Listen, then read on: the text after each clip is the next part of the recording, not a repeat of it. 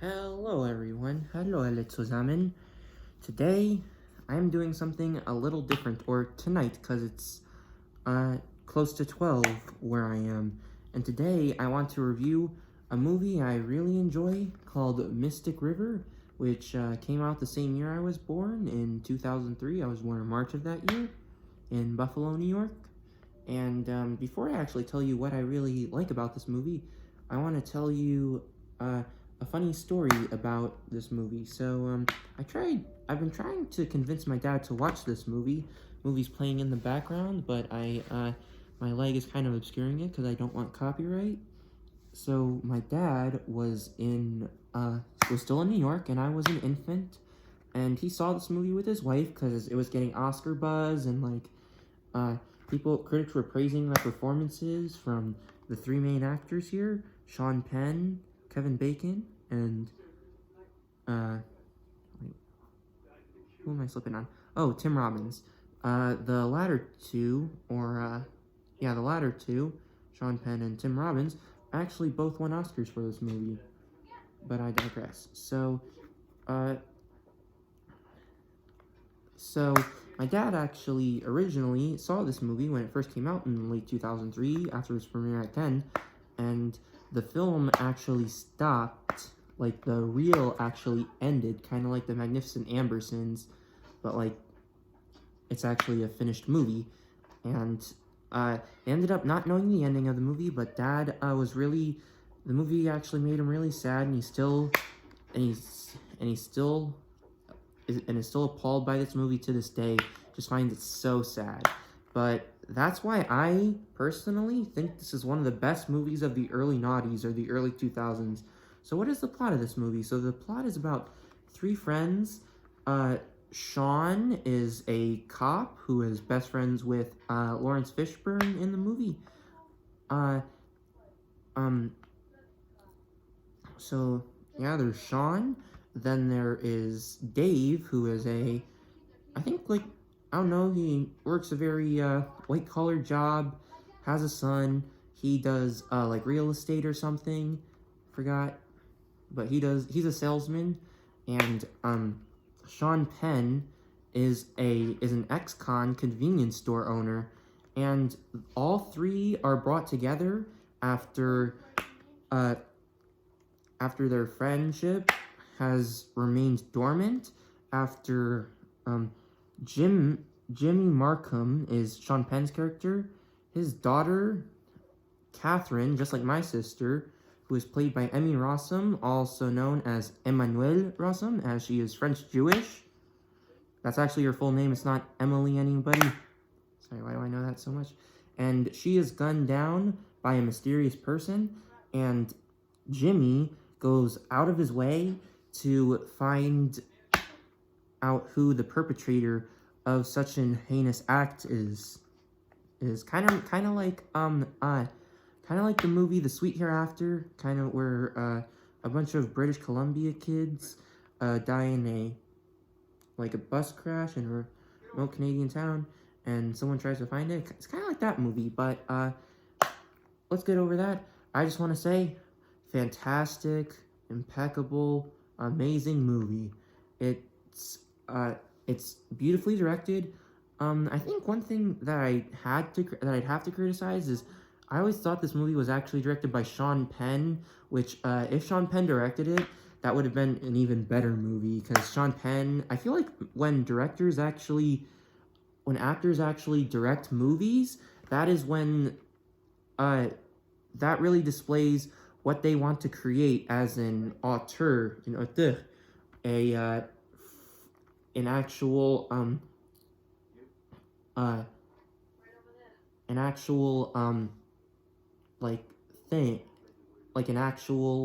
vision. They have a vision that they really want to create. Just look at Billy Bob Thornton with Sling Blade, Robert Duvall for The Apostle, Mel Gibson with Braveheart, or Kevin Costner and Dances with Wolves. Sorry, I like to play with this. Warner Brothers used to do this. So that is one thing, but everything else, every performance in this movie is absolutely excellent. Even Emmy Rossum, who was 17 when this movie came out, she's actually pretty good in this movie. It really makes you feel sad because she was such a pretty young girl who sadly got murdered, which still makes me really sad. And so let's just start with the elephant in the room, Sean Penn. Sean Penn is one of my favorite actors of all time. Not a lot of people know that. Even in movies people hate, like I Am Sam, which is people hate because like he plays a severely disabled Los Angeles father, trying to fight for custody of his 7-year-old daughter, even though he's mentally 7 years old, even though he's old enough to be your father, played by Dakota Fanning. Like, even if movies and he hates, like I Am Sam, or All the King's Men, he's just an actor that just always just gives it his all. He just just loves just giving it his. He just loves just. Even in like a movie that he's just like the most contrived person in every movie he's in. He's just like, but I think that's what I love about him. It's kind of like what Nicolas Cage does. Sean Penn is just perfect in this role. He's just like, is that my daughter in there? Is that my daughter in there? Best scene in the entire movie. He just like completely pulls it. Tim Robbins, who also won an Oscar for this movie, one of the other Oscar-winning performers in this movie, he's great too. He's a guy who was taken away at a young age and was sexually molested by a fake cop who penalizes him for engraving his name on dry cement on a random Bostonian street when they were kids. And they don't see him again, and yeah, and so he's really good in this movie too. Sean Penn is kind of the weakest actor of all three in this movie, but that's just because all three actors in this movie just deliver the most impeccable performances you've ever seen. It's just it's just like three fantastic actors, three heavyweight actors are just great. I think I'm not really a Clint Eastwood fan, but this is by far and away my favorite movie of his. So yeah, I'm not really a fan of him as a director. I think Gran Torino's a good movie.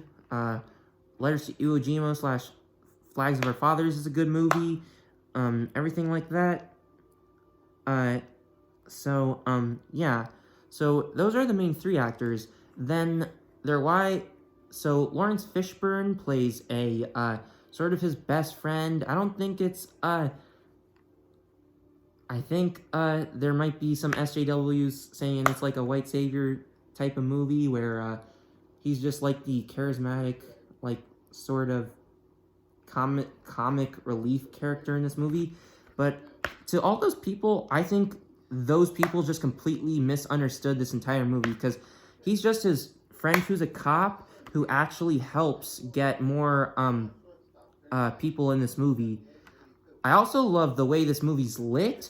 It has a very blue and sad and just sad, very lachrymose and like serene atmosphere in this movie that I really like. I love the it like really blends in with the greenness of where it's set, Boston. And yeah, that's one thing I also like.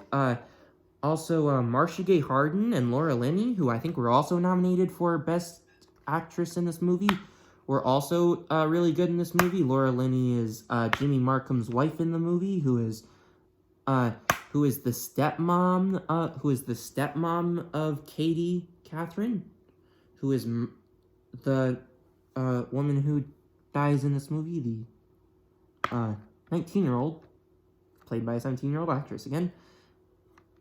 And they're all good actors in this movie. I think they're not as good, but these are still some of their best performances in their careers. Squid and the Whale ain't got nothing on this Laura Linney. Breach ain't got nothing on this Laura Linney. What other movies was Marcia Gay Harden in? Like Meet Joe Black. Remember that movie? Brad Pitt, Anthony Hopkins, Claire Filani. I don't remember that movie. Nah, me neither. I still want to see it though. She was in that though. So that's cool. Um, so yeah. I'm trying to. So what else do I really like about this movie? Because there's just, I think just every scene in this movie is just fantastic, and I haven't even got to reference the impeccable foreshadowing in this movie. It's like I'm someone who really hates like very overt foreshadowing in movies. So I hate like later installments of the Final Destination franchise, like Final Destination 3, 4, and 5, 3 and 4. Five is a good movie though. I don't really like Final Destination that much though. But someone who really likes like very foreboding like horror movies. Someone who likes like Ari Aster a lot, who like adds like foreshadowing. But I think Mystic River really the title really says it all. It's mysterious, it's pessimistic, it's winding, it's like a cavalcade, a cataclysm of just like a catastrophe of just sad moment after sad moment. Just Jimmy Markham's sanity in this movie just going down the hatch. He's just really sad in this movie. Sorry, that's yeah. He there's also tons of great supporting actors. There's some child actors who are actually really good in this movie. The guy who Katie is dating against Jimmy's will is good in this movie. And I have autism. I'm trying to get off tack.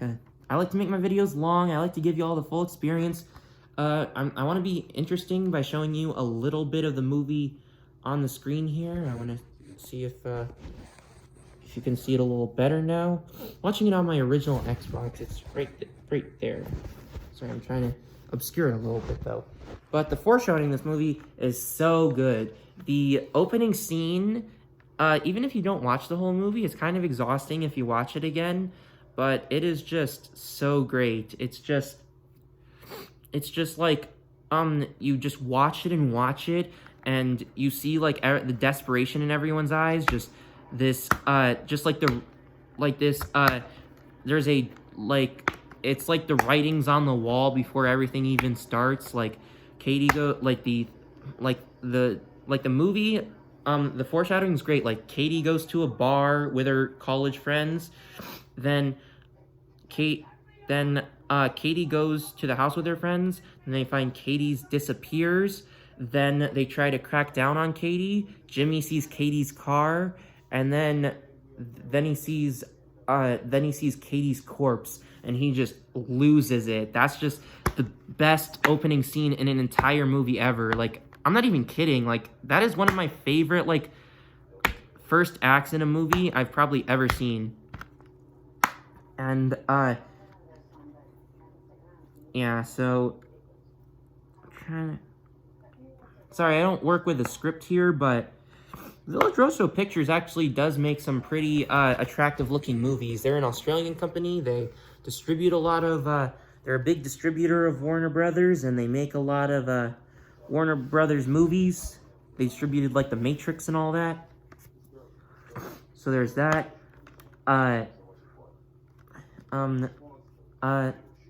So that's cool. I also like this movie. Yeah,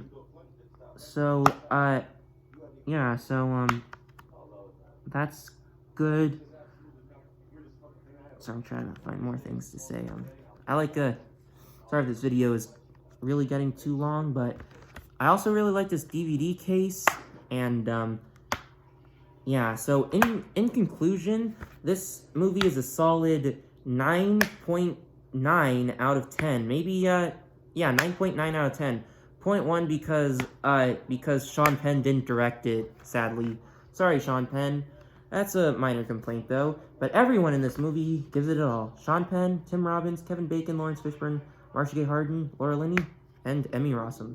Who, shouts out to my friend Hunter Buell, who's helped me work through work. His older sister, Megan, looks like Emmy Rossum. Don't even lie. They look really Jewish. That's what I meant to say there. they're like German though. She's French, of course. So yeah, so that is my review of this movie. So overall consensus, it is a beautifully acted, very humane psychological crime thriller. It's not like don't walk into this movie thinking it's like a psychological horror thriller like American Psycho or like The Killing of a Sacred Deer. Nothing like those, or like Midsummer or Hereditary. Ari Aster's movies are kind of psychological horror. This is a straight-up psychological crime thriller. It's not like The Machinist, that's like a straight-up psychological thriller. Or, it's kind of like, think of a movie like Running Scared with Paul Walker and Vera Farmiga and Cameron Bright and Ivana Milicevic and Chaz Palminteri. Kind of like a psychological thriller where it's just a cavalcade of just worse and worse things going on. Just like a Rube Goldberg effect of just awful situations, but you can't look away. It's like kind of like American Beauty in a way. That's kind of a psychological thriller that's dressed up as a dark comedy too. So that's good. So that's pretty much all I have to say. Have a great day, everyone, and watch good movies, my homies.